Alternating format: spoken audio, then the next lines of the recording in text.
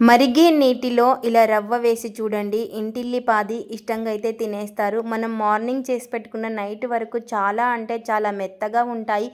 మరి మరిగే నీటిలో రవ్వతో రెసిపీ ఎలా ఏంటనేది మీకు చూస్తేనే కదా అర్థమవుతుంది. లేట్ ఎందుకు, ఇంకా వీడియోలోకి వెళ్ళిపోదాం పదండి. అయితే పెట్టేసుకొని అందులోకి కప్పు బావు నీళ్ళు అయితే వేసుకోవాలి. ఇలా కప్పు బావు నీళ్ళు వేసేసుకొని ఈ నీళ్ళని బాగా మరిగించుకోవాలి. ఇప్పుడు ఇందులోకి రుచికి సరిపడినంత ఉప్పు, ఇలా ఉప్పు వేసేసుకొని మొత్తం కూడా ఒకసారి బాగా కలిపేసుకుందాం.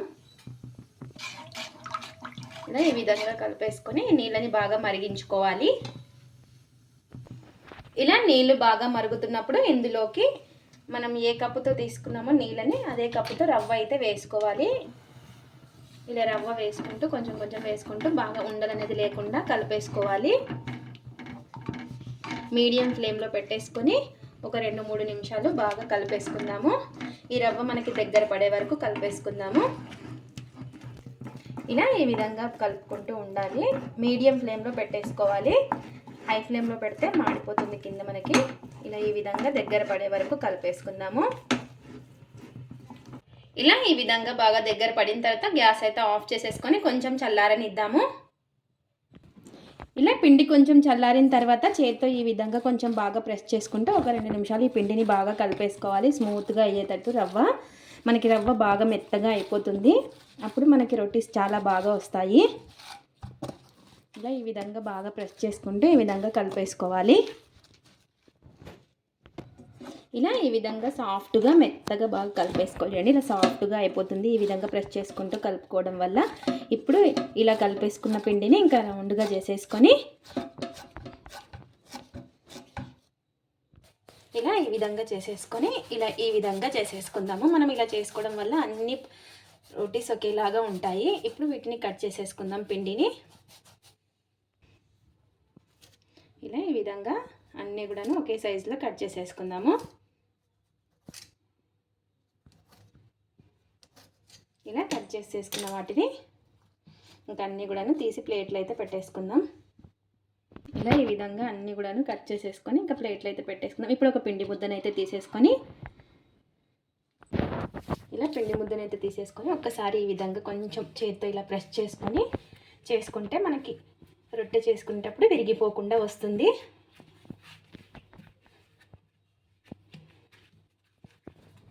ఇలా ఈ విధంగా చేసేసుకున్న తర్వాత ఇంకా ఇలా రౌండ్గా చేసేసుకోవడమే.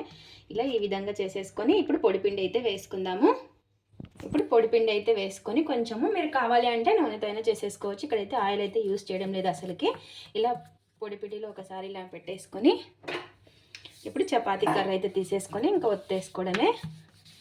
చూసారు కదా మనకి సైడ్లకు అనేది ఇలా చీడదనమాట, పగులు అనేది రాదు, చాలా బాగా వస్తుంది. ఇలా ఈ విధంగా పొడిపిండి వేసేసుకొని ఇలా రౌండ్గా ఒత్తేసుకోవడమే.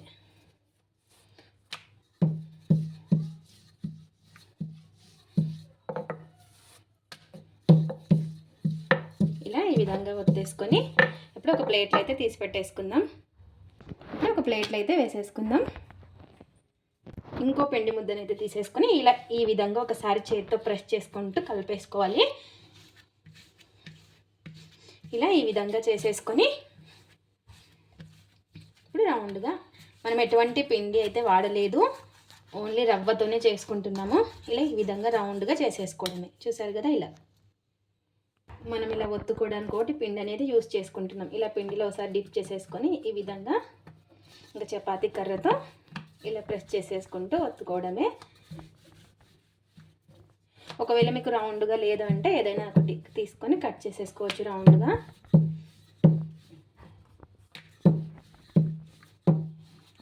ఇలా ఈ విధంగా మనకి ఎన్నైతే ఉన్నాయో ఇంకా అన్ని పరాటాలు ఈ విధంగా చేసేసుకోవాలి. ఇలా ఈ విధంగా మరి అంత మందం ఉండకూడదు, మరి అంత పద్ధతిలాగా ఉండకూడదు. ఈ విధంగా ఒత్తేసుకోవాలి. ఇలా అన్నీ మనం చేసి పెట్టేసుకోవచ్చు ఒకేసారి.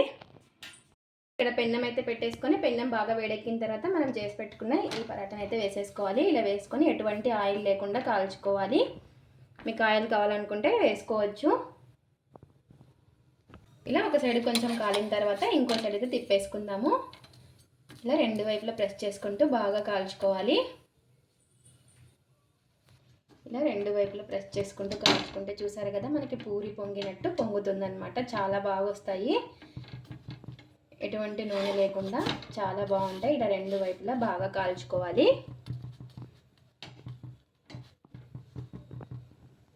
ఇలా రెండు వైపులా బాగా కాల్చుకుంటూ తీసేసుకోవడమే. ఇంకా చూసారు కదా మనకి ఎంత బాగా పొంగుతున్నాయో పూరీలు పొంగినట్టు. ఇలా రెండు వైపులా బాగా కాల్చుకొని తీసేసుకోవడమే. ఇంకా అలాగే ఇంకా మరి ఇంకోటి అయితే వేస్తున్నాను. ఇలా ఈ విధంగా వేసేసుకొని ఇలా ఒక సైడ్ అయితే తిప్పేసుకుందాం. ఇలా ఇంకో సైడ్ అయితే తిప్పేసుకొని ఇలా రెండు వైపులా బాగా కాల్చుకోవాలి. ఇలా ప్రెస్ చేసుకుంటూ రెండు వైపులా ఇంకా ప్రెస్ చేసుకుంటూ కాల్చుకోవాలి. ఇలా ఈ విధంగా ఇలా ఇంకా రెండు వైపులా బాగా కాలిన తర్వాత ఇంకా తీసేసుకోవడమే. ఎన్నైతే ఉన్నాయో ఇంకా మనం అన్నీ ఇదే విధంగా చేసేసుకోవాలి. అన్నీ కూడా రెడీ అయిపోయాయి. ఏ కర్రీస్లోకైనా చాలా బాగుంటుంది, వెజ్ కానీ నాన్ వెజ్లోకి చాలా అంటే చాలా బాగుంటుంది. చూసారు కదా ఎంత మెత్తగా ఉన్నాయో, చాలా అంటే చాలా బాగా వచ్చాయి.